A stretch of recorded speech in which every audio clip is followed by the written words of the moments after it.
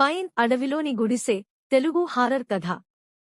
ఘనమైన అడవిలో చీకటి ఆకాశం కింద అలెక్స్ అనే యువకుడు ఒంటరిగా నడుస్తున్నాడు.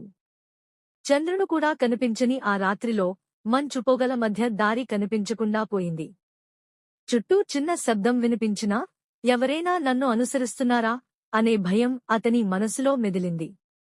అలసిపోయి దారి తప్పిపోయిన అలెక్స్కు ఒక పాత గుడిసె కనిపించింది. ఒక కిటికీ నుంచి మసక వెలుగు వెలుగుతోంది. తలుపు తట్టాడు, ఎటువంటి స్పందన లేదు. ధైర్యం చేసి తలుపు తెరిచి లోపలికి అడుగుపెట్టాడు. లోపల అంతా దుమ్ము పట్టి ఎవ్వరూ నివసించనట్టు ఉంది. కాని ఒక చిన్న మంట ఇంకా మండుతోంది.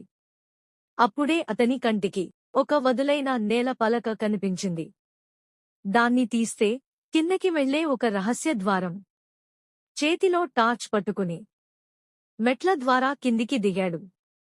అక్కడే అతని గుండె ఆగిపోయినంత పనిచేసింది.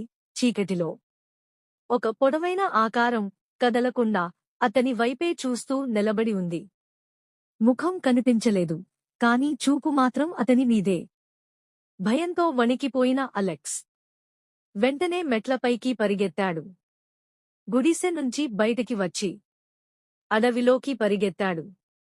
వెనుక నుంచి ఎవరో వెంబడిస్తున్నట్టు శబ్దాలు వినిపించాయి.